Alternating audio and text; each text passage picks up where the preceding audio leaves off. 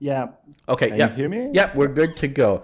Okay, yeah, so to answer your question, um, oh no, yeah, what I was going to say is our previous lesson in the Nimzo, I found very helpful. And now when I play the Nimzo, I have something that I can work towards. And my Nimzo games have actually been pretty good in like I saw some of them, yeah, and I like saw you using those ideas. yeah, like the main thing that I took out of that lesson, like 100%, that whenever I play the Nemza, I just think of this constantly, is to encourage e4 and Yeah. so that we can reply with e5, and then hopefully we can put the knight on c5. That's the main thing. Every game, I'm looking forward to doing that, and I Yeah, was able to do that in 2 to 3 of the games, and it feels good to do that. And so it yeah, really, so it really helped to have to have something to shoot for. I'm still not I'm 100. glad. I'm Yeah, glad. I'm not 100% sure on. I kind of forgot how I could target the doubled C pawn. I know that there was something with the fianchettoed bishop and then a knight. I think a knight on A5. Yeah, in fact, I saw one of your games, and you had this structure with B6, C5, D6, and E6, and you could even play E5 at some point. And you had the opportunity to play knight C6, so that you could go bishop A6, knight A5, and hit the pawn on C4. You played knight D7, which was also fine, but it was a different plan. But sometimes, yeah, you can go knight c6, Oh, knight a5, and bishop a6. can we do that on a board? I'm having trouble following you. I'm Let me I see if I can find the game, okay.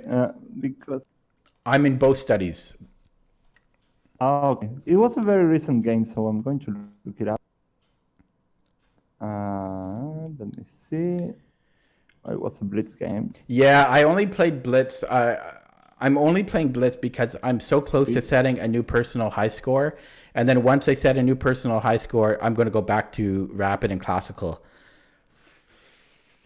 Because I Yeah, I hate. see that you increment your ratings Yeah. uh, very consistently. Yeah.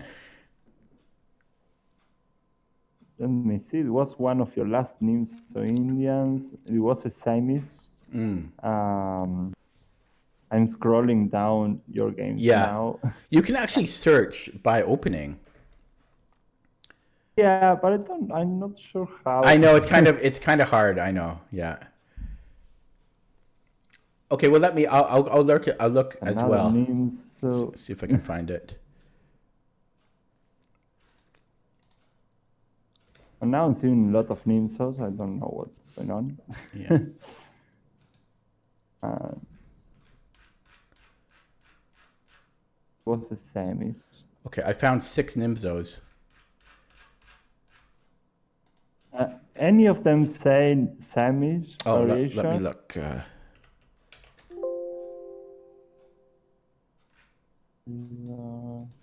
Lot of Sicilians here. I found a sandwich. Yeah, I'll link it to you. Can you? Yeah. I'm gonna link it to in the. I'm sorry, where? I just linked it in the study.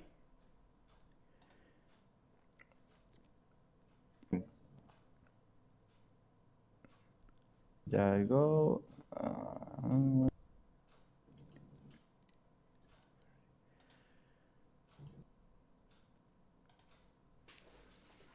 Game study.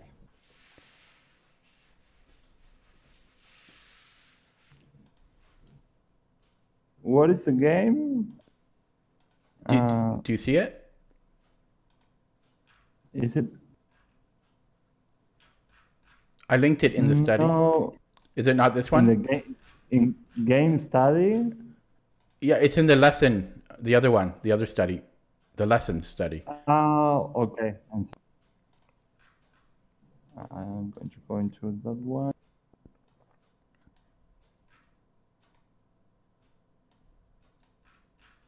I still don't see it. The It- last game I've seen the lessons is okay, Lichess here. Okay, on the chat. Yeah. Yeah, now I'm there. Yes, I see it now. How can we can take this to a new Yeah. study? Yeah.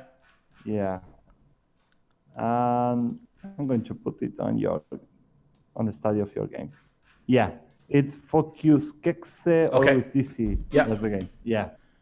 I'm going to change the orientation so that you see it as black. I have to do that myself. But I did it. Okay. Yeah. It doesn't do. So Yeah. I thought that, Oh, wait. that we saw the same. Oh, maybe we do. Does it switch Yeah. it when I do it? Well, I did it myself, so I don't really know. Oh, okay. It doesn't. Yeah. So we have to do it. It doesn't do it for both of us. Okay. Yeah. Okay. Oh, wait. I wanted to say one more thing. Yeah. You know, sometimes when you create a study beforehand for me, when you actually go through it during our lesson, you should turn off record in the study. Because the problem is when you make the moves, it will overwrite them, and then I can't follow the game in the future. Oh, I didn't know. You know what I mean? Because That's if you, yeah, because when you make the moves after, it will make it. Sometimes it will overwrite the moves. So, yeah. Sorry about that. I didn't know that. Yeah, I thought that as the game revealed itself, then it was recorded. Yeah. That's okay. So record. I have to turn off record. Yeah. Yeah. Okay. Bishop b4. a3. Well, this is the semis. e3, b6. That's okay. And then wait, I'm not. It's not updating. Do you have sync on? Make sure that sync is on. I'm sorry. Yeah, sync should be on, but record should be off. And record is off. Yeah. Yeah. Now it's okay. Bishop b4. Oh well, when I make the move, sync goes off. It turns off as soon as I make a move. Oh, just turn it on back. Yeah. Now it's turned on. Let me see. Bishop b4, and it turns off automatically. Okay, let's see. Do you see when I make a move? Yeah. But I don't see when you make a move. Okay, let me try turning record off. Oh, you're right. Maybe record has to be on. Let me see. And sync off. No, it can't be. Let's see. Yeah, I see what you're saying. Maybe that kind of sucks. Because it will overwrite the moves. Yeah, it's very strange that I can't keep it turned on. Yeah, I see what you're saying. I guess we have to keep it on record, and if we make a variation, you just have to be careful we don't overwrite it. Whoa. Yeah. Okay. Should I leave both? Yeah, you have to leave both on, otherwise I can't see. Very strange. Yeah. I'm going to look into that. I have to get more familiar with this software. Bishop b4, a3, bishop takes, b takes. Yeah. Now it's fine. We're in the same position. Yeah. Okay. You castle it. Well, before castling, sometimes you want to play b6. This is very particular of the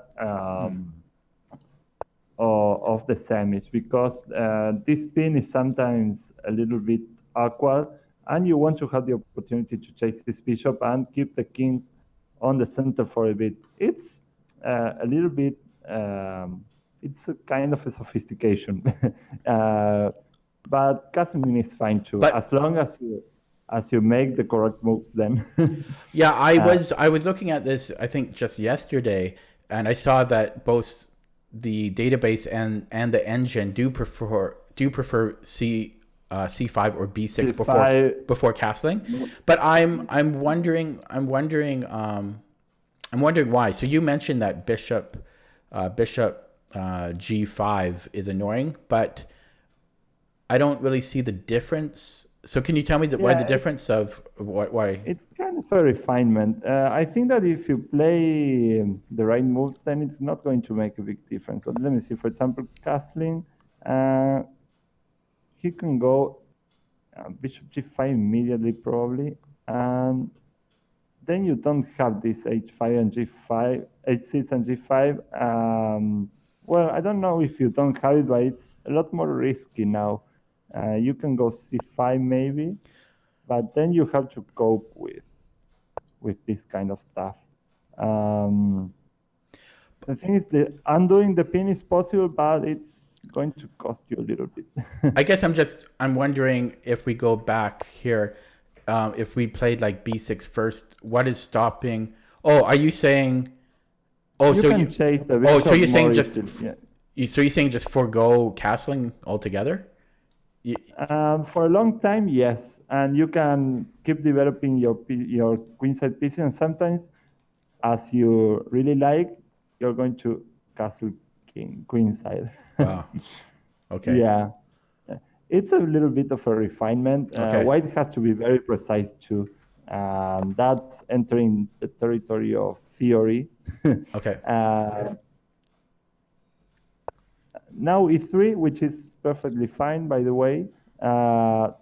What is not fine is that after b6, well, there are a lot of options here. You can play c5, it's the main move, or you can go knight c6 and b6 with the idea of playing bishop a6 and knight a5 immediately, even without playing c5 in this position. Yeah. That's one plan. So I've been following the same. So that's interesting because I've been following this idea that like might have noticed I've been playing d6 and then knight b d7, with the whole idea of encouraging this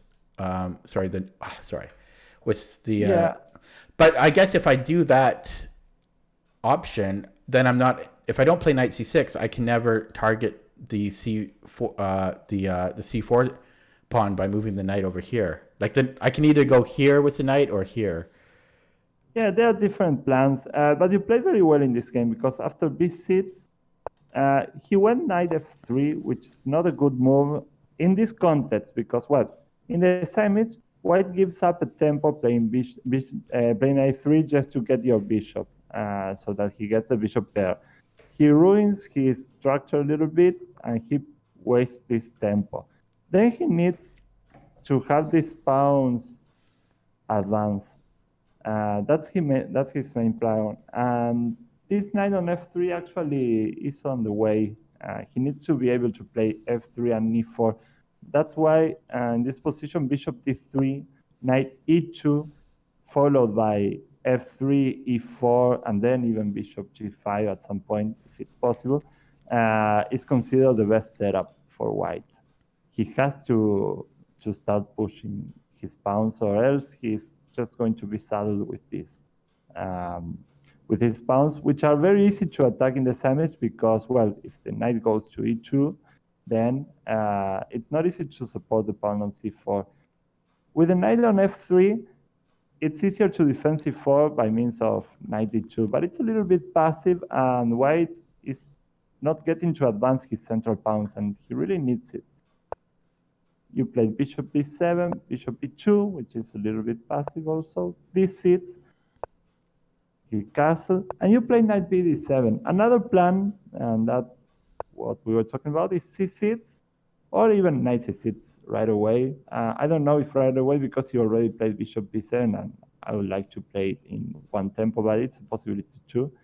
And then you have this plan. You still have the plan of playing knight c6 and bishop a6 and putting some pressure here. You play knight b d7, which is also fine, followed by e5. There's nothing to complain about, actually, about this position for black. You're doing fine here. And if you compare this game, yeah. I just you say I'm doing fine and nothing wrong with it, but optimally, do you think it would have been better to play knight instead of like d6? Do you think it is better to target this pawn? I like to play optimally if possible for the future. Yeah, I think it's kind of optional. Okay. Sometimes there's not clear-cut better plan here. After knight f3, I think that you have many options that should give you a good game. I mean, this is not terrible for white either because he hasn't done nothing that horrible. But it's very comfortable for you. I like the plan you chose because it kind of makes it difficult for white to play. I mean, he doesn't have the chance of just pushing his pawns forward. And if he doesn't have the plan of playing d5 or e4 followed by f4, he kind of doesn't know what to do. And it's kind of what happened to him in the game also. I probably would have gone for something a little bit more ambitious here, like knight c6, just because I want to play knight a5 and bishop a6 right away without playing bishop b7 first. And I don't know if it's better actually, but it looks good. It looks very active. Of course, you have to be aware of some counterplay maybe here with bishop d3, and this might make you change your mind and play d6 first because when he plays e4, you know that you have to play e5. Yeah, and now I don't get the knight on c5. Yeah. Well, if he plays d5, you always get a knight on c5. It's a big hole either way. Well, this d5 is a big triumph for you because you're going to go knight a5, bishop a6, and then you have rook c8. And then I remember this break. And then I also have knight f d7 to go to c5 eventually. Yeah, you can switch knight to the queen side. But with this structure, when you still have the opportunity of playing c6, these 2 pawns are going to suffer. It's a different story if this pawn is already on c5. Now you're starting, your position is starting to look very good to me. So it seems like often in the Nimzo, it's good to kind of hold the c pawn back. Yeah, that's Nimzovic's concept. There are many variations when you play c5 right away. You fix these pawns and then you go about playing knight c6, rook c8 maybe. And but if if I play b6, then I should probably hold the c pawn back, right? Not necessarily. For example, let me try to remember the main variation here, which is c5. Well, white plays his preferred setup with bishop e2. b6, let's say he continues with the usual knight e2. Knight c6. e4. Well, I don't know if you got to see some of the games I left you on the other study. Here, Capablanca made this move for the first time, this knight e8. Yeah, I looked at all the games in detail, yes. Yeah, that's great. This maneuver it seems crazy, but actually the knight is going to d6 and you're going to play bishop a6 and you're going to hit this pawn. And you're preventing this spin with knight e8, so it's a positionally very sound move. And you kind of get out of the way of the pawns also. In this case, for example, you actually combine b6 and c5, and it's actually a very popular plan in many of the lines of the Nimzo. Just because by playing bishop a6, you actually, at some point, you're making him take a decision because he can't just keep the tension forever, or else you're going to take on d4, play rook c8, and this pawn on c4 is going to fall. So it's another way of trying to force white into changing the central structure. Well, as you see, there are many ways of handling the center pawns in the Nimzo, and we haven't even considered the possibilities of playing d5, not in this kind of position, but in many lines. So as I said before, it's a very fluid pawn structure. That's what mainline chess is about. You're going to get a lot of different kind of positions. But yeah, in this game you could have played that. But I like your plan either way. It's perfectly sound.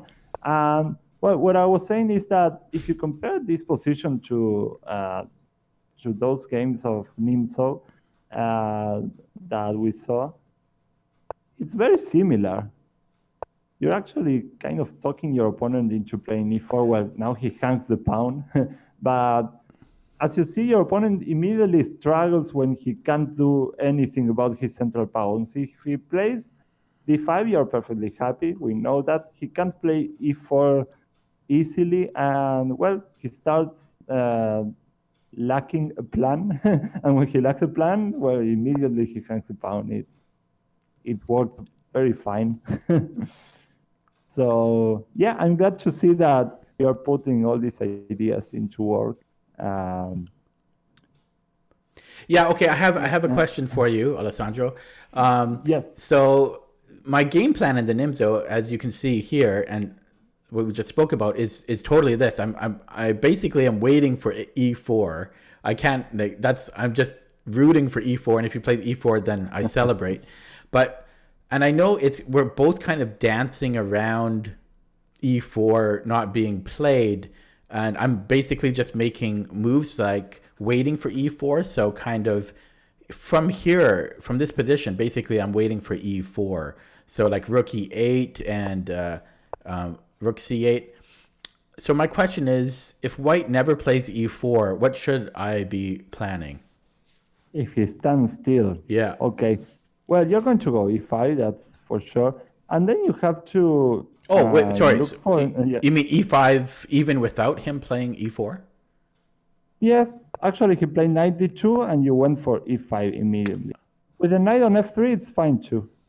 You're going to play e5 either way, well, because you want your share of the center. Another possibility is c5, so that you have this pawn in the eye.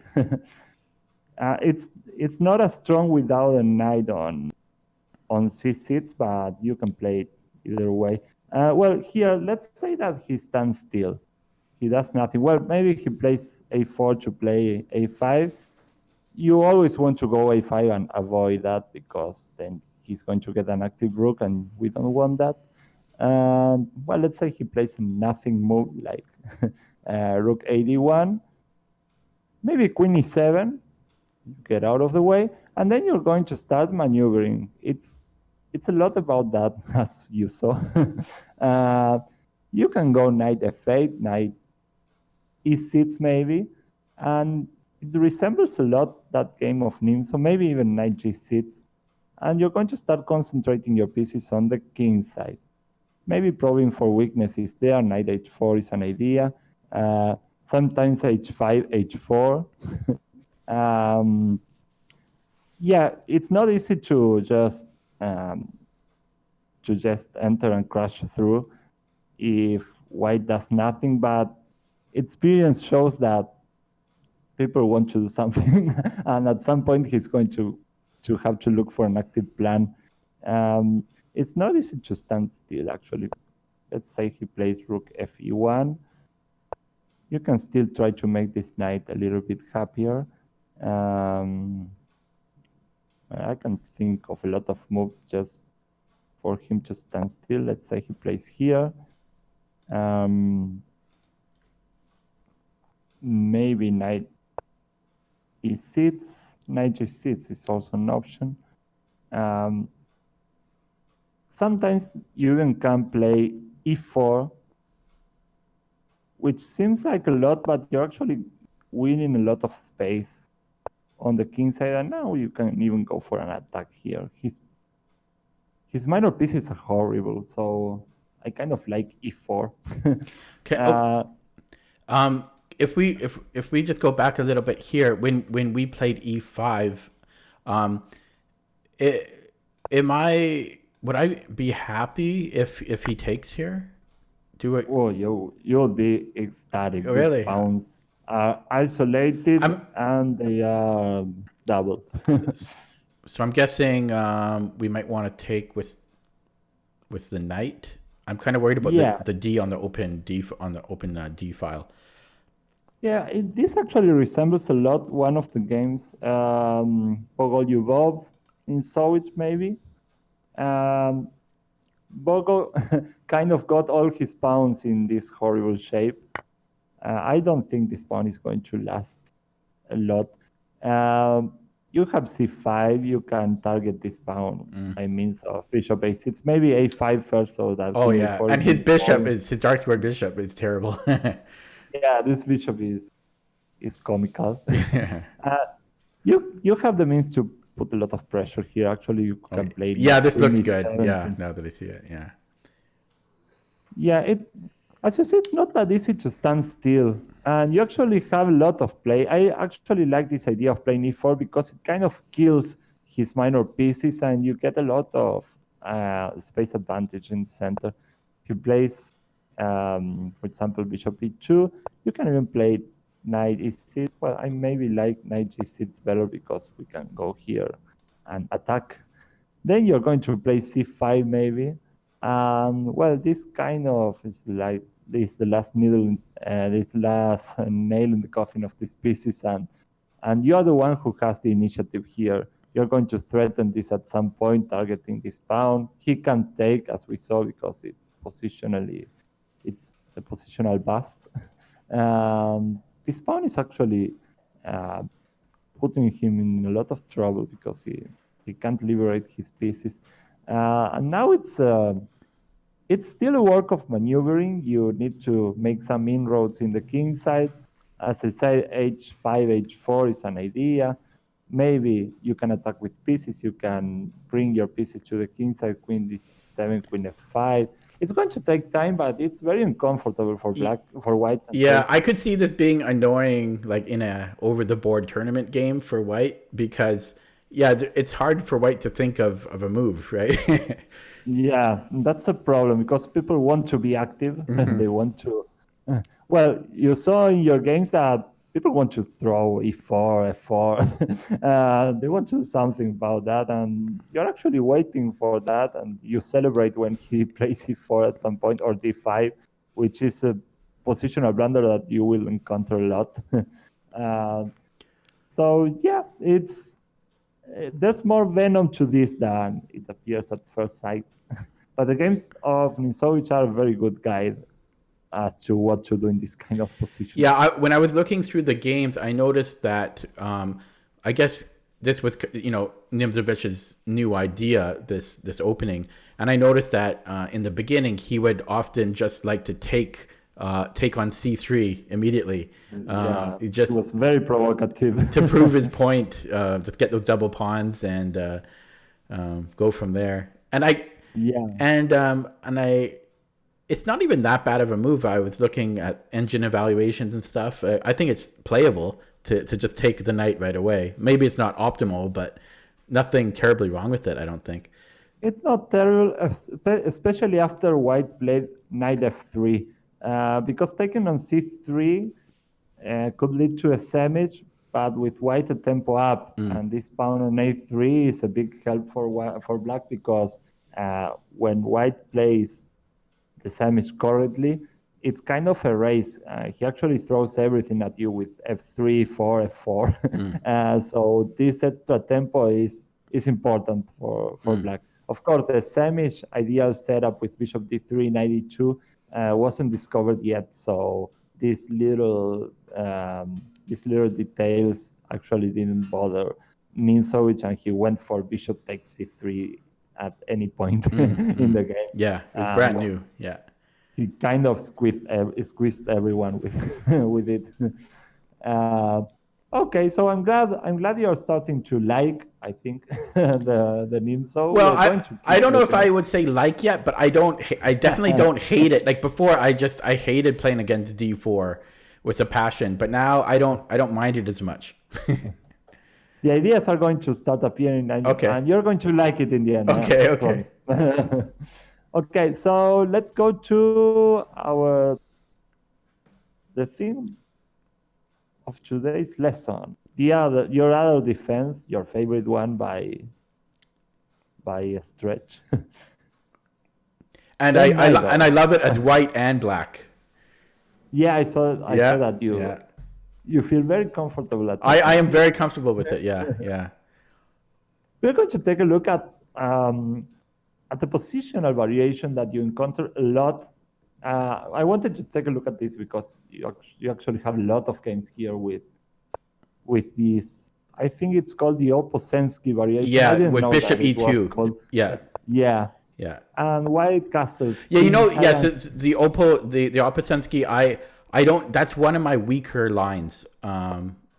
That when I play against, I think it's because Yeah, because white castle's kingside. So I'm not super strong against this as black. yeah, I saw that your some of your ideas in this variation are a little bit off because well, it's the theme is very different than the Yeah, because usual. I'm not used to the same side castling. That's why. Yeah, yeah, white's focus is completely different than in the more violent lines. Oh, Well, bishop this is not d3. it. This Oh, bishop d3. Well, he played a weird bishop d3 here. The position is well, it resembles a lot. yeah, it's similar to the main line. You don't really play it Yeah, differently. this one should be on e2. The bishop of the Yeah, yeah. f4. And here you went for queen b6 check, which I saw you play in another game, and this made me curious. What is this about? I think I was just in the Sicilian Najdorf bishop bishop g5 line, and then f4, the poison pawn variation. Okay. Black plays queen b6, and this resembles that position. So I was kind of going with that idea. I know that I can't take on b2 here, but yeah, in the poison pawn line, the queen goes to b6. I don't know. I'm not, as you can tell, yeah, I'm not great against f4, same side castling. Now I get it. Okay. Now I get queen Okay. b6. That's Okay. important. Okay. The thing is that in the poison pawn, queen b6, the whole point of queen b6 is taking this pawn Yeah. here. Yeah. Here it's actually not helping you a lot because the queen is kind of getting out on the way of your pawn that usually goes to b5 very happily. The queen is very well placed on c7 actually. In most cases because it supports e5 and it gets out of the way and it occupies the semi-open c file. So queen c7 was a reasonable move. You can still go back to c7 with the queen. I don't want to go back. King h1. I don't see a lot of difference. I don't know if this is actually helping white or black if you play queen c7 here, for example, compared to a direct queen c7. But yeah, this queen shouldn't be on b6 for very long. You play knight bd7, which is reasonable, and then he went for f5. The thing is, when white castles short in the Najdorf, he usually this square on d5 is a lot more important than in the other lines. It's a very important square because well, it's a weakness, at least a theoretical one for black, but it can turn very real if you don't pay attention to it. White's whole strategy, at least in the Opposensky and this thing resembling an Opposensky because this bishop is on d3, is to control this square on d5. And you can get paralyzed very easily if you don't fight it. That's why I don't like this idea a lot, this knight c5, which is I saw you play a lot. Yeah, because there's this is the idea that you play in a certain line in the Najdorf against to get rid of this. Yeah, against the you play this in the Fischer line when white plays bishop c4. You go knight bd7 and it's c5. Yeah, because this f4 f5 with the bishop in b3 is very dangerous. Yeah. Yeah. And you have to get rid of the bishop. Yeah. Yes. Yeah. So I was basically just going with that type of idea here. That's all. Okay. That was my only line of thinking here. Yeah, the problem is this square. It doesn't seem that white is going to take control of it, but he can surprisingly he can fight for it surprisingly No, fast with a bishop I to can 4. believe that. I can understand that because almost every, I mean every opening in the Sicilian, I feel I'm fighting for the d5 square. Yeah.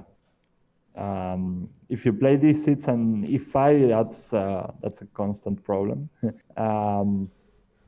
But the good thing is that you usually have the resources to do it. Actually, this knight, most of the time in the Opusensky and, well, in this variation too, I guess, is going to be sits. Yeah, to help support d5. Yeah, strange as it might seem, usually you even play b5 first, but sometimes you go knight b6 straight away. Uh, but the standard is b5, knight b6, bishop b7, and then you have great control of d5. And, I mean, it's very difficult for white to post a knight here. And then you can even go rook c8, and this knight on b6 sometimes jumps to c4. And yeah, that's the usual setup when you don't have problems with d5. Here, knight c5 in that aspect is a step in the wrong direction. He took immediately, which well, I wouldn't say I don't like it, but I don't think it's the strongest move. Maybe bishop e3 kind of forces you to make a queen move, and then he can take, and he has developed another piece, yet another piece. So knight takes c5 might not be best, but well, d takes c5. Well, I wanted to talk about this structure because, well, after knight c5, it's kind of natural that this appears over the board.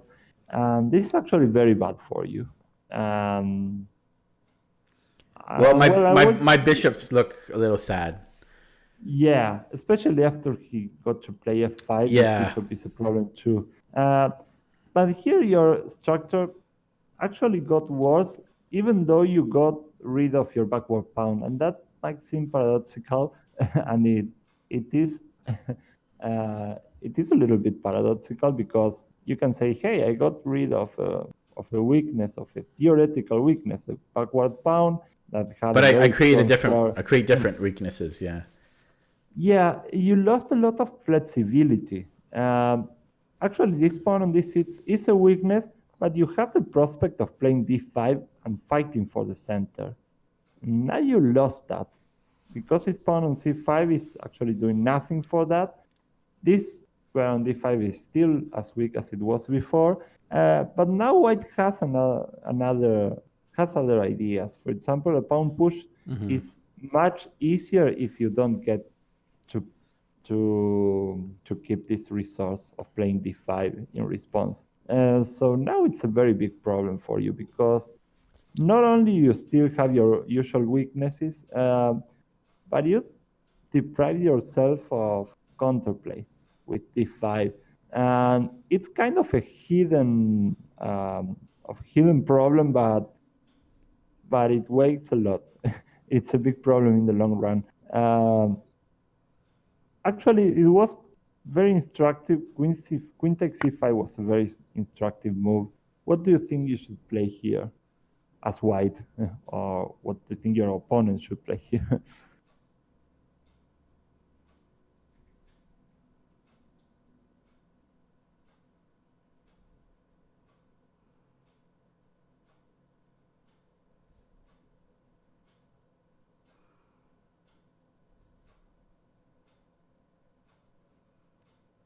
I'm just taking a look at g4 immediately.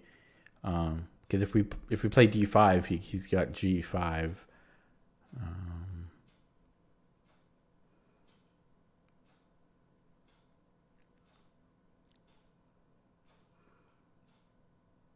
Even queen f3 looks like an idea, supporting bishop e3.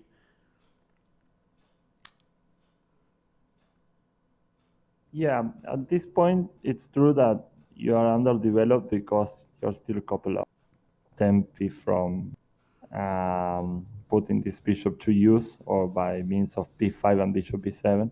Um, but there's a very strong and simple move for white with a neat positional idea, which is bishop g5. And this resembles a lot what we talked about the other day. White is actively fighting for this square, and he doesn't mind giving up this bishop because he's going to take total control of the light squares. And well, you're going to feel very cramped here. If you look in the comments, I mentioned a game, Smyslov Rudakowski, which is a big classic about this theme. At some point, Smyslov played this bishop g5. He took on f6. He posed a knight on d5, and he won effortlessly. And it's a big positional theme in the Sicilian in general. And the game is in the other study for you to look at later because it's a very important game. And now it might seem like a lot, but you must be positionally lost at this point. I know it sounds no. I would say like 4 or 5 moves ago, I was not feeling good. I'm sorry, what? I would say even like 4 or 5 moves ago, I was not happy. Yeah. Basically, I think once he got f5 in, and I didn't have a good response, I was not happy. Yeah, for example, here b5, bishop takes f6, bishop takes f6, knight d5, and well, there's a lot of trouble. This bishop is threatened. White still has a free hand to attack on the king side as he pleases. Now, for example, bishop b7, I think it loses. Thanks for the follow, PG Amy. Sorry, go ahead. yeah, that's great. Knight f6. For example, now I think this is terrible. Yeah. This is immediately winning, I guess. Well, you can't even defend that pawn on f6 effectively. Rook lift, yeah. Yeah. Well, this is when you see the game, you're going to see a lot of resemblance to this. So that bishop g5 maneuver is very important. You took with the d pawn, which is better. He still can play.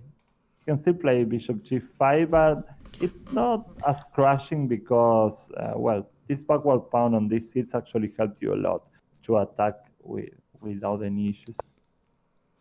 He played bishop g5 right away. It seems like he was kind of familiar with his stuff. Rook d8, and then he took on f6. And you took on f6. I was not sure how to take here. I didn't want none of them looked good. Yeah, I didn't want to burn too much time on the decision. Both moves looked bad. So yeah. And I actually don't think that's a big difference. Yeah. Okay. You took with there can be a lot of difference. It's difficult either way. But well, your opponent made an inexplicable move. I don't know what this is, but he got rid of his best piece. Yeah, I was very happy with that. Yeah. Well, I think my opponent was playing pretty quickly. You can see he only spent 1 minute and 2 seconds up to now.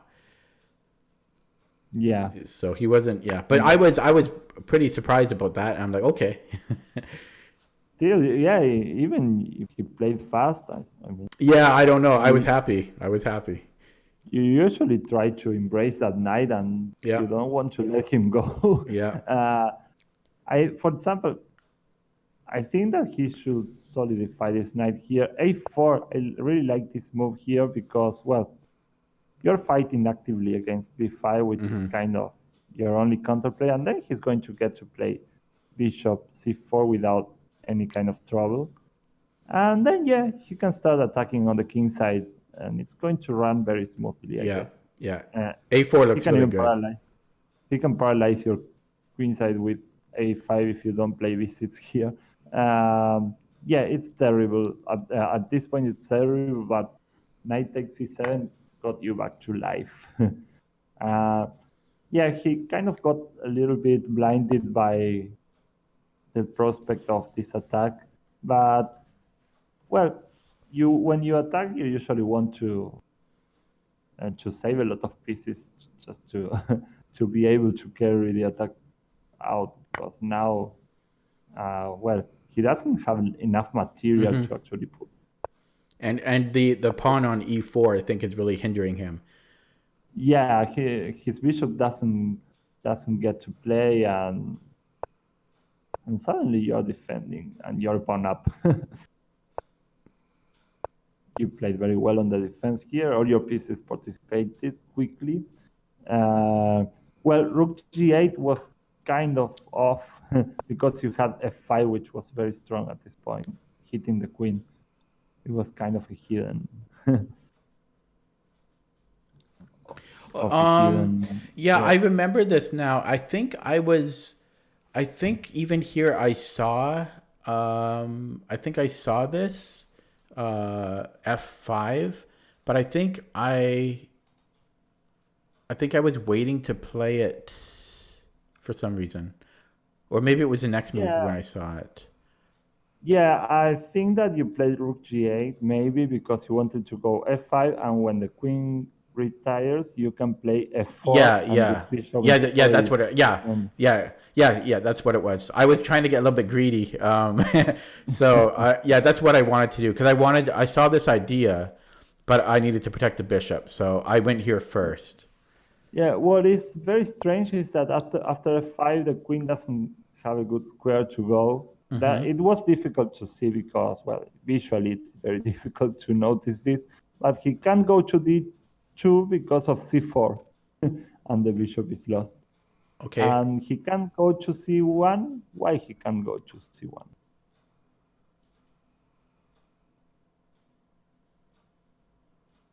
I think. Oh, okay. I'm just looking at c4 again. Yeah. Because then we can play rook there, and then if bishop f1, we can still go to rook d1. Yeah. So that did not cross my mind. It's very strange because, well, it seems like the queen has everywhere to go, but in every square has a problem. Rook g8, still he's in trouble now, I guess.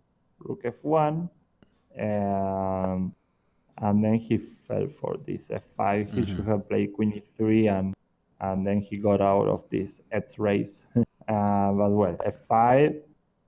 Yeah. Well, he just played too quickly. Yeah. He spent only 2 minutes for the whole game. Yeah. Might have been on tilt. So it's h3. It's better than knight takes c7. This was the worst. Yeah. So in this game, it's really I think the queen b6 that kind of was a wasted move. That's where things really fell apart, I think. After, whoops. This position. I'm sorry. Yeah. Oh, I can't move forward, right? Yeah. You can move forward. I'm sorry. No, I can. Maybe I take away. I'm going to change to normal mode. Okay. I can only go backwards. Yeah, and I'm trying to put this on normal analysis. Oh, it's okay. You could just kind of not letting me. Oh, okay. Well, I'm going to go forward because I can't put it. Okay. Normal analysis, and here queen b6 check. Yeah. So I think it was. Yeah. If you play this with the idea of going back to c7 immediately, then not that much of a problem. But leaving the queen here is going to be a problem for you. Yeah, although I think I might even prefer. I think I prefer the king on g1 than h1. Yeah, it gives you some themes with check. Yeah, sometimes and also it's harder for him to put like a rook on g1. Yeah. Yeah. Yeah, normally the king is safer on h1. So, yeah. Even then, after king h1, I still think that at some point you have to go back with the queen. Oh, that's such a hard concession to make. It's where she belongs. Well, another thing about f4 here, um, sometimes I think this position is the case. You can go for e takes f4. How Ooh, about that? It's hurts. actually very, it's very thematic in the in many Sicilians because it's very strange because you're getting rid of a central pawn and this guy is alone now, isolated. But then you have to pay attention to this one on e4. The pawn on e4 is isolated too and is every bit as weak as this pawn on d6. And now you get e5 for your knight. But my bishop, Um, my dark squared bishop, it's yeah, hurt. but it's just as bad as it was. But actually, you should Ah, good point. Yeah. you should you should thank this bishop a lot because this is a bad bishop that defends a good pawn. There's a grandmaster Mikhail Suva that talks a lot about hedgehog formations with p seats, a seats, d seats, e seats, which are typical in many Sicilians. And he says that this bishop is bad in a theoretical sense, but it's actually your most important bishop most of the time because it has this very important function of defending this its pawn. And it kind of happens the same with the light squared bishop in the structures we were looking at in the Nimzo-Indian. This bishop on d3 sometimes is very bad because there are pawns on e4 and c4, but it's a necessary bishop, or otherwise this pawn on c4 is falling very fast. So yeah, this bishop on e7 suffers most of the game, but has a very important function. And for example, let's say he takes back, then you go knight c6, and now you have a clear idea of putting this knight on e5, and it's actually not easy to remove from that square.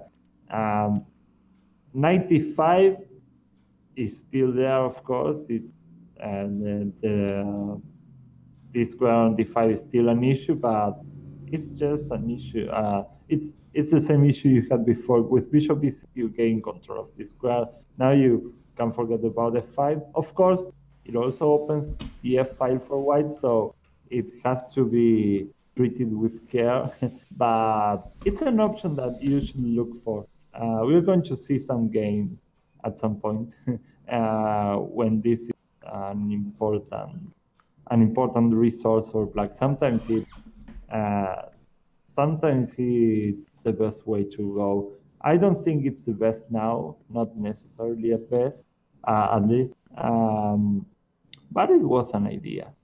I think you can still play knight d7 and be happy at this point. I wanted to see another game of yours. I think it's this one against Pavans. Blitz game. This is a blitz game, yeah. We're going to take a look at the other two, but they have a different focus. Let me see. I want to see, yeah, this one. Sorry that I wasn't sure if it was this one. Yeah. Looks like another Opensensky. Yeah.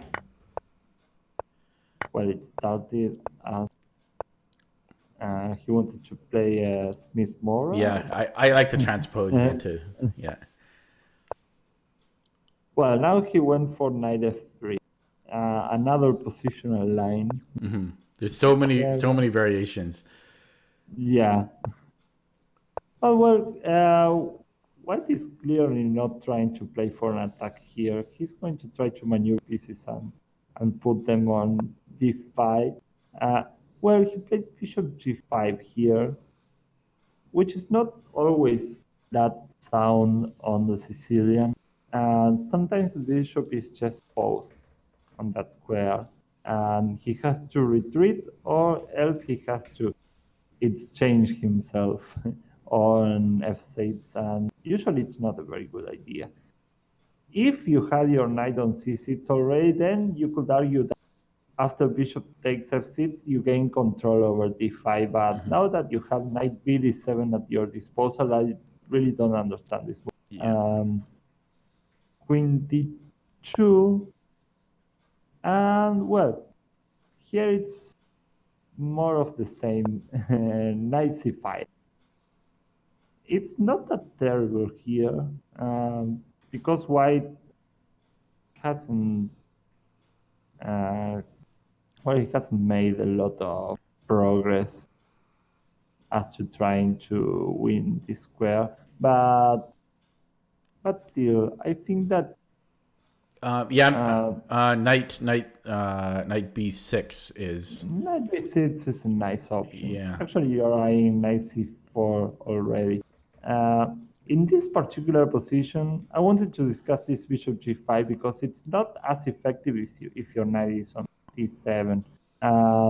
This exchange is a concession white makes just to gain more control of this square on d5.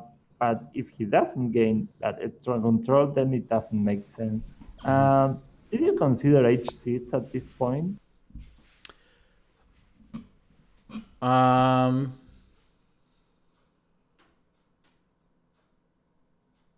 No. Maybe because of bishop takes h6 or something like that. I think. Actually, I think I remember this game because I don't think it was that long ago, and I think this was out of laziness. I think I was really lazy, and I think I did look at it. I think I did consider it, but then I was too lazy to calculate if takes and if that would be a trouble. I think this was a purely calculation laziness. That's the truth of it. That's fine. It's a 5-minute game. Yeah. So. Well, h6 kind of puts a question to the bishop, and it's not an easy question to answer. Bishop takes h6. Well, it fails. He doesn't have enough pieces, and all your pieces there on the king side. After g takes, queen takes, all you have to take care of is this knight g5. So I guess knight h7. Yeah, this is a typical way of diffusing this. And now it's not going to be very difficult for you. You're actually threatening bishop 5 here. If he doesn't exchange queens, yeah, or king h8. Wants to play this, the other one comes here and the queen is trapped. Yeah, I like king h8 too, I think. Yeah, this one and then rook g8. Or well, I was thinking just taking on h. Yeah. Another idea. Yeah, there are many ways to bring your pieces. Even bishop f6 and bishop g7 kind of win. Yeah, and we're already at material anyway. Yeah. Okay. So the question to the bishop is a big one. If bishop h4. Yeah, I was also not sure what I was going to do about that. Well, there's a tactical shot here, which is useful to. I guess knight takes e4. Yeah, you're not winning a pawn here because it's hanging, but you're getting that bishop and an open position with a nice pair of bishops, actually. Yeah, I remember looking at this, and then I was also because when my calculation is really, really slow, and I remember looking at this, and then I remember seeing at the end that we would be trading these two pawns, and I wasn't sure if that was good for me or not, so I just ended up going with what I thought was a safer move. So that was kind of my line of thinking. I'm a really slow calculator, so. Oh yeah, and with 5 minutes, it's not that you don't get to calculate a lot of variations in a 5-minute game. Actually, yeah, it's kind of a thing of assessing this position at the end of the variation. Bishop takes, and for example, knight takes. This sits.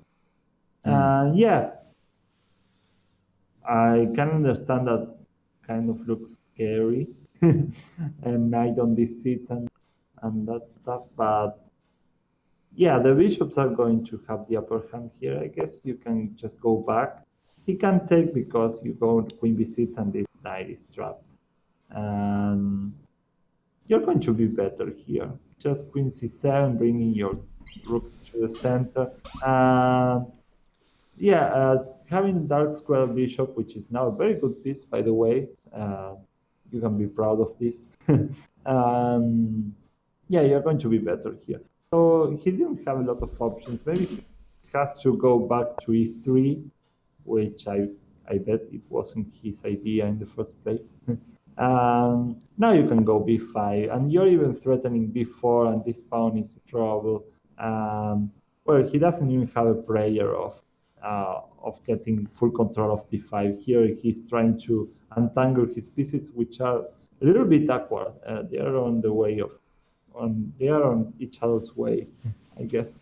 For example, if you have to go bishop d3, you can forget about this pair.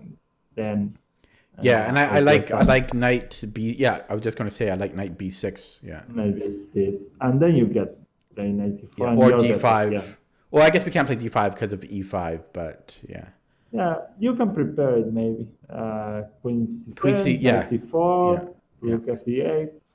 The important thing is that once you get d5 under control, and well, in this case, white is really poorly coordinated, you get a lot of play without many difficulties. Queen c7, rook ac8, b4 are all very problematic for white. Yeah, so h6 put him under a lot of trouble. He is not going to be able to fight for this ground d5. This is a big concession. Bishop takes f6, knight takes f6, e4 is hit.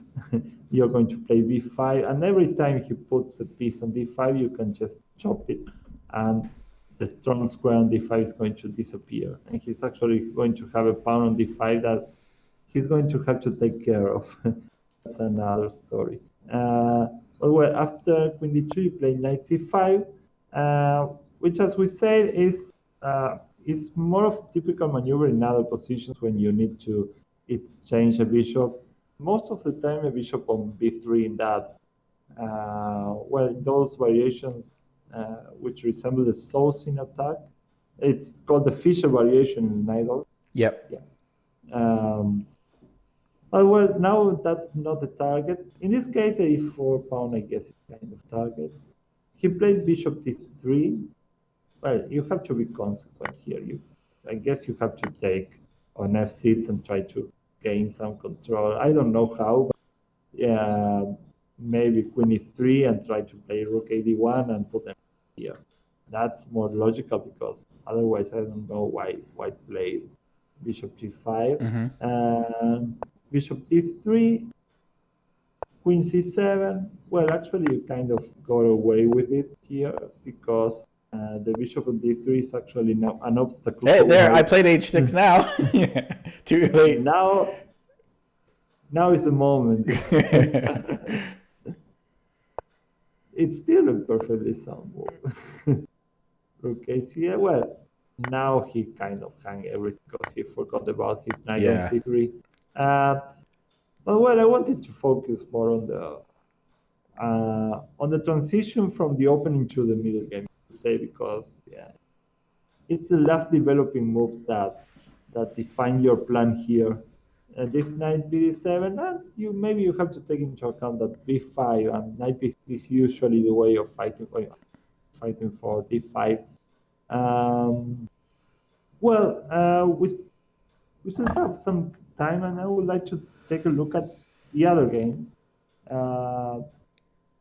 Against Matovo or one. Ooh, 2100. This was a nice one. Yeah, this was a 10-minute game, 2097, and I'm black. D6, D4, D. Well, this was an opposite. No. This is. Oh, is it? Well, no. Opposensky is usually bishop. Bishop is yeah. 3. I'm sorry. Yeah. So it's kind of but this is still kind of a weird. It's not such a common line. Although I played something. I think I might have played this in a tournament game before, where a opponent puts a bishop on e2, and it's actually a little bit annoying, the bishop on e2, because it help. Well, it's harder to combat the f3 g4 English attack, and he also had the option of castling kingside or queenside here. So Yeah, it's an actually it's solid move. flexible. Yeah. Bishop e6, he castled, and here you played d5. What do you think about d5? How do you feel about it now?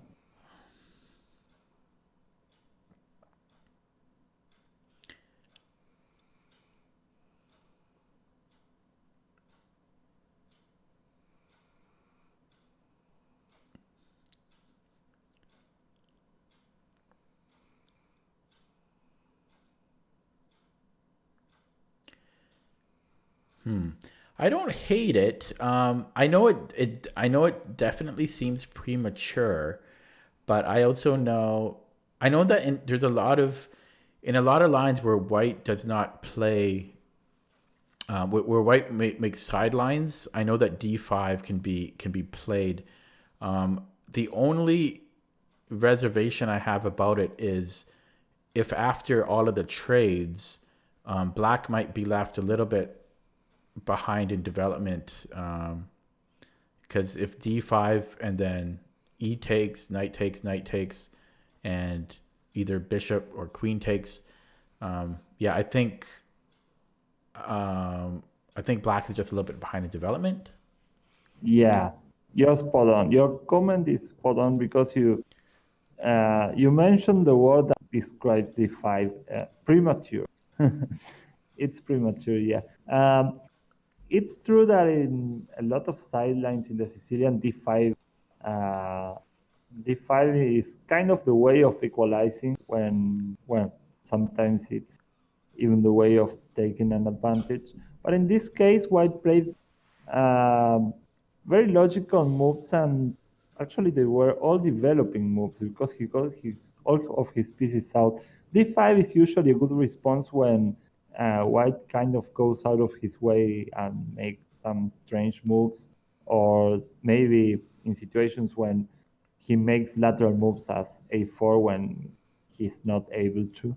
Um, but in this occasion, he actually made a lot of natural moves and he got all of his pieces out. So d5, yeah, it's a bit premature. It's it's actually a big problem in the Sicilian. And for the first 7 to 10 moves, I guess, you are behind in development and by a good amount. I mean, you still have this knight on b8 and you haven't castled, and white is uh, close to fully mobilized. So going after d5 without all of your pieces to back it up, it's very risky actually. Uh, for at least 15 moves, usually black is um, kind of trying to get his pieces out and avoids full contact with white. And then, yeah, usually black tries to play more actively, but the d5 thrust is, well, it's very double-edged in that aspect. The timing has to be very good. In this occasion, I don't is well, just because of that, of what you said, you're going to be behind in development, and in this case, white focused entirely um, on bringing his pieces out. And well, he actually played well here. He played e takes d, knight takes d, knight takes d, bishop takes. Um, well, he played bishop f3, and he kind of gave you some time to organize your piece. It's not a bad move, bishop f3, but the, this is kind of a key moment because if he lets you bring your pieces out, knight c6 and castle, then you're going to be perfectly fine. You might even be better. So he has to disturb you to some extent. For example, I looked up this variation, queen d3. It might seem strange, but he's actually trying to threaten your bishop here. Example, if you castle, which seems natural, rook a d1, bishop c6, And then he doesn't mind trading queens because, well, he's trying to make use of his advantage in development, so he has to start creating threats. And now you have some problems with finishing your development with this knight here on d8. That's a dirty move. That knight c5. Knight c5. Yeah. It's very paralyzing. Well, it's only a sample variation. What white should be doing. Bishop f3 kind of lets you off the hook a bit. Still, I like white's position better because these light squares are a little bit loose. He still has the better bishop. It's nothing big, but still it's a little bit more comfortable. Well, the game went its own course. I wasn't sure about f6. It really limits my bishop, but at the same time, I thought it really solidifies my king side. I'm not sure about f6. I know that he doesn't have a light scored bishop to harass me, but it really does hurt my bishop. Yeah, and the light squares around your king. It is about king safety also, as we talked about. Yeah, I think I don't know if it was the first lesson or the second, but we talked about king safety, and this is the kind of move that actually at some point comes back and bites you because it doesn't seem like nothing much is happening at this point, but later in the game, the king kind of feels unsafe with this diagonal open. So if it's not fully necessary and your pawn on e5, it seems like it's pretty solid at this point, and then it's a good idea to avoid it, especially since there are still queens over the board and heavy pieces in general. I don't think there's much more here than trying to force some mass exchanges.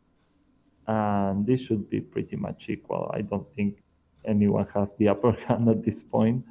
I would rather take white by just a little bit, but not by much at the point. I still have to do something about this.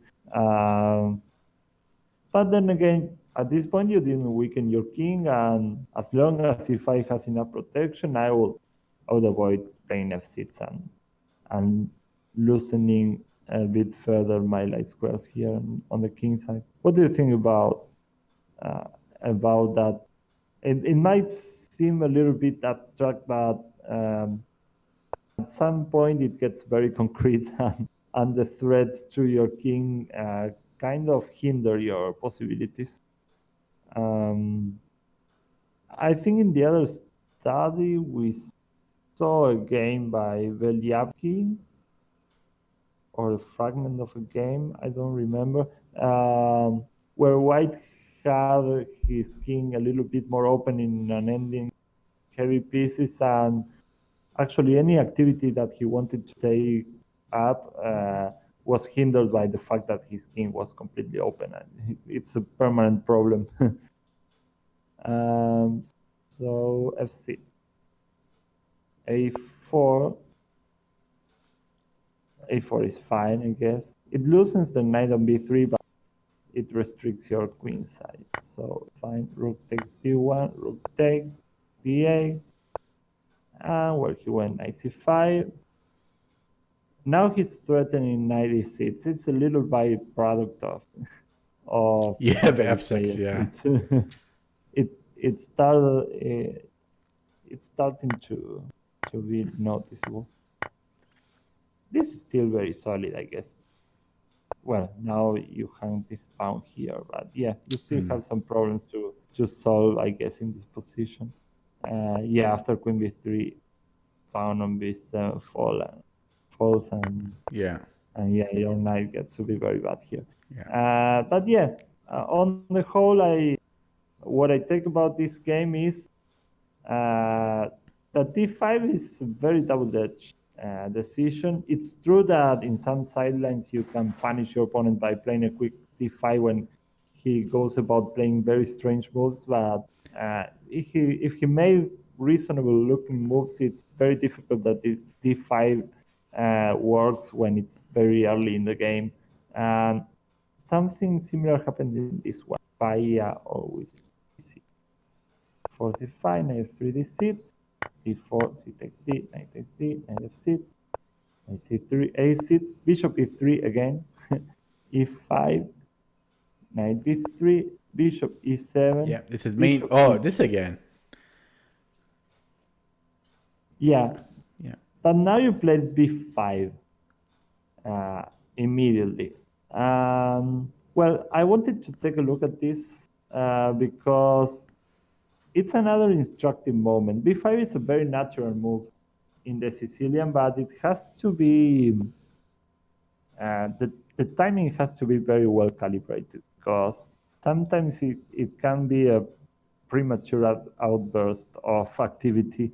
And it's another pawn move. You still have a lot of pieces undeveloped. And b5 usually encounters a strong reply in a4 when this kind of stuff happens. Because white benefits. Oh, I'm going to lose my rook. I can see I'm going to lose my rook if I play b4. Oh, 90. Oh, okay. Because I've seen this before in there's these ideas in I forget the exact lines, but there's the idea of if b4 knight here, and if you can't take because queen here, and you lose the rook. Yeah. It's a trap. After 95, it gets very awkward. So I can't play b4 here. Well, I guess I could take on e4, so maybe this doesn't work. Knight takes c. But there's some problems here. It's annoying. It's difficult to believe that you're going to get away with this. Let me see. I'm looking at bishop f3. Well, actually, what about here and then this? And then you have bishop b7 by an inch of a hair. Oh, right. Yeah. Okay. But I guess that knight b6 is very strong. Or bishop b6. This is even stronger. Yeah, because then he's going to get to c7, right? Yeah. Yeah, there are a lot of loose squares here on the queen side. White gets to exploit it very quickly when he plays a4 here. So you kind of have to take on a4, which is not ideal, to say the least. And I don't like this. Yeah, this is not... Because I've been in these types of positions before, and this b6 square is really annoying. Yeah, and all his pieces are looking directly into your queen side. Yeah. Yeah, there's no compensation for this. Yeah, so this b5 has to be handled with care. It also has its problems if it's done very early in the game, especially if you're still very underdeveloped. Your opponent didn't notice it, and he played f3, which, well, it gives you some breathing room.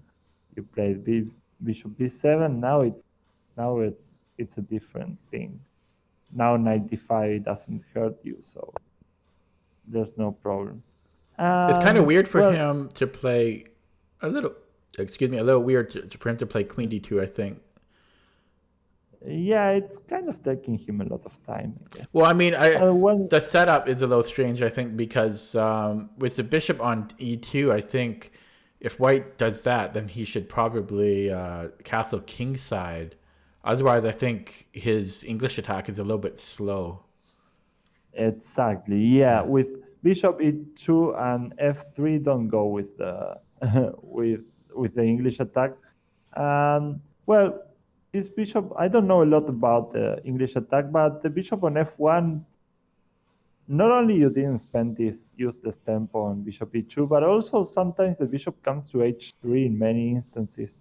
So I don't think this bishop e2 is going to help him. And if he goes g4, then d5 is going to be a serious problem at some point. I don't know if he can play it right away, but I guess it's it's a problem for white, especially if he spent so many tempi on useless move, and you can get away with it if you're going to play something as sharp as the English attack. Every tempo counts. So queen d2, it's strange. But you're fine here, I guess. I guess Playing maybe knight b6. he's trying to fight for d5. Yeah, he still can make sense of this by playing rook d1 and castling kingside, I guess. Well, okay. Well, I'm thinking that he wants to castle queenside.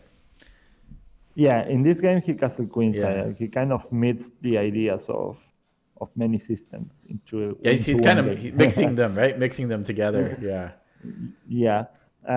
You could go knight bd7 here, and I think you're doing very well. Now you're going to go knight b6, and you're hitting c4 already. Yeah. Rook c8 maybe before you play knight c4. But, well, the idea is that you have very good control over d5, and you are preparing your own active play with knight c4 or b4. So knight b7 looked very natural, but again you played d5 here. Oh, really? You went, I thought yeah. I would have castled if I didn't play knight bd7. Okay. I'm a little surprised. Yeah, I'm a little surprised I played d5. Yeah, and it's kind of the same theme. You're still underdeveloped. Your opponent, Wow. yeah, f3 might not be the best move in the world, but he made Oh, I all think developing okay. moves. I'm trying to understand why I play d5 because it doesn't seem like a move I would play. I'm thinking I might have been concerned about knight d5 here. About him playing the knight d5. I might have been concerned about that. Otherwise, I don't really understand why I played d5. Yeah. Well, this is kind of typical. If he goes knight d5, you don't have an option here. I guess you can take with the bishop. No, but I mean, there's no knight on d7. I mean, I think that's why I played here.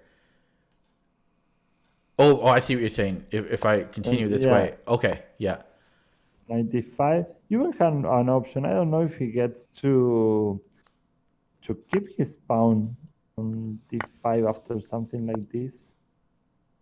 Then the pawn is falling. What if he just takes the knight here? Even, I mean, then my dark squared bishop is. Well, this is very good news for you. This bishop suddenly isn't as bad as it appears because it has a very clear route here to b6, and yeah, it actually is going to be better than this one. On b6 is going to display a lot of activity. This pawn is actually a problem now. Usually when you get your opponent to take, it takes d5, well, this pawn is usually a target, and he doesn't have his strong square on d5 anymore. Yeah, I'm liking your prospects here. You're going to shuffle this piece to b6, and suddenly your bishop might be even better than this one. Yeah. Every time, especially in this structure with f3 already played, every time you get his dark square bishop, then you're perfectly fine, and you might be even better. So yeah, 95 was nothing to fear because, well, as long as he can't always retake with a piece on d5 and keep your pawn backward and keep this strong square, then most of the time you're going to be fine. Knight takes d5 is another option, and I might go that way because I want to keep the bishop. Again, you have this problem with a knight. When here you can play c4 and maybe you defend it. So maybe, just maybe, knight b6. And well, if he goes bishop takes, queen takes b6, then you get the pair of bishops. This might be even better than taking on d5 with the light square bishop. So yeah, this was perfectly normal for one part, and for the other part, this was very fine for you. I guess that you might be even better here.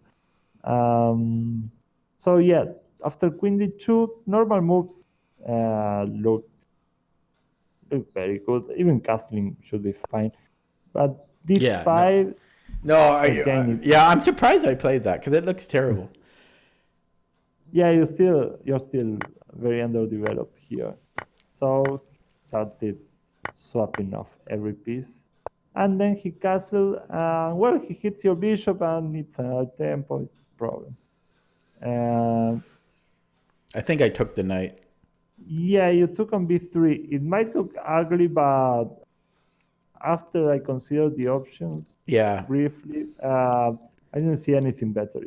So I can't criticize this because after bishop b6, which was my first impulse, knight c5 is very annoying.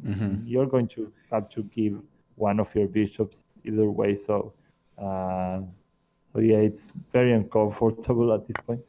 Bishop takes, a takes b3, and castle, rook d5, knight c6, c4. He went for c4. I didn't like it at first. I think I commented it.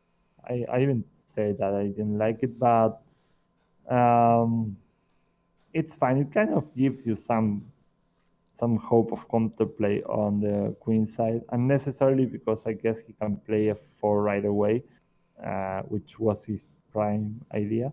But still, it's very difficult for black.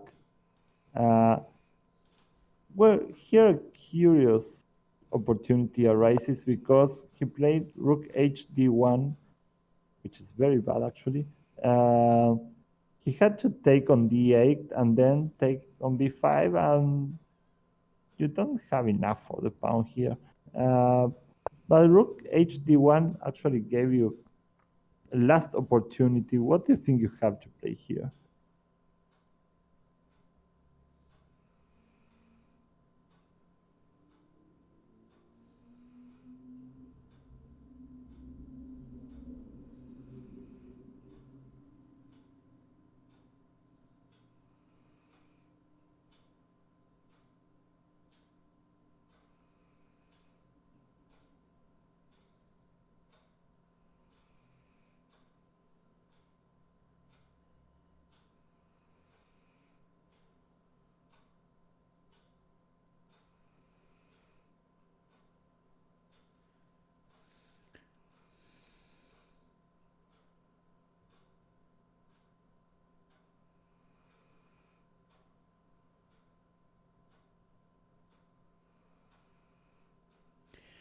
Uh, it's tough. I'm torn between C takes and between B takes and B4.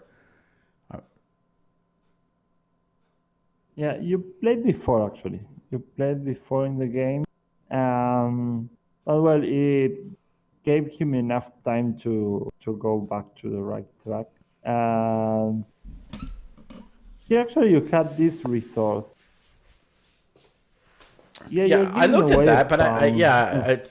I dismissed it once I thought I'm losing a pawn.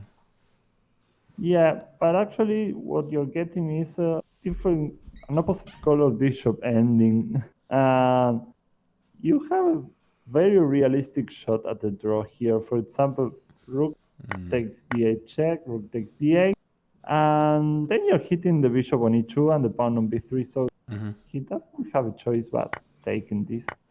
And I guess the best you can do is exchange all the pieces, including the rooks. And I don't think he's going to win this. Wow. It's an extra pawn, but it's a Yeah, no, I didn't consider yeah. how much it would simplify. Yeah, all the pieces seem to go back to the bots after 94. So it was a curious opportunity because this 94 actually threatens a lot of things, and that kind of forces the issue. But well, after b4, he got to play bishop b6, and now he's making some serious threats. And well, the game ended dramatically because there were some blunders. Unfortunately, it was him. one who blundered the last. But now, well, you had bishop g5 check here, and he's losing the bishop because Yeah. if f4, you have I can rook takes take. c5. Yeah, you have rook takes c5, and Oh, I was thinking just bishop takes f4. f4. Bishop Well, takes. bishop takes. You're going to win a pawn in that Oh, right. variation. Yeah. But if you take with the rook, then you hit here, and Right. if rook takes c5, bishop takes f4, and then you take back on e5, and yeah, you win a piece Yep. in the end. Well, it followed knight takes, rook takes, bishop g5 check. He wanted to put the rook on the second rank, but he didn't see this. I don't know what happened here, but He played another opponent that played too quick. He only spent 2 minutes. So yeah, it was another 2 minutes. He could play 3 minutes finish, and he will do fine. Yeah. Okay. So well, that was that was helpful. So we went over the Nimzo and the Najdorf. If I just sum things up again, so in the Nimzo, just you kind of reinforced some of the strategical ideas in it. I'm just trying to remember the key themes in and in the sandwich there is the idea, if I do want to hit the C was it C5 or the C4 pawn, if I want to hit that, then the knight needs to be on C6 to reroute to A5 with the bishop on A6. And there are ideas of, even though we want to encourage E4, we can play E5 ourselves, because in a lot of cases, I guess white doesn't really want to play D takes E, and white doesn't want to play D5. So there are, so E5 could be played, and it's kind of part of the structure. I mean, you're putting all your pawns on dark square, so d6 e5 is just typical c7 d6 e5, or even c5 d6 e5. It's kind of part of the structure. Once you get rid of your dark square bishop, you start putting all your central pawns in dark squares. So yeah, e5 is pretty natural, irrespective of what white does. If he plays e4, then that's great. If he doesn't, it's part of your structure. You go e5 either way. Okay. And in the Najdorf, some of the themes there were, I think I made a few premature moves when black was still lacking development. So such as some early d5 pushes when I wasn't castled and there's still a knight on b8.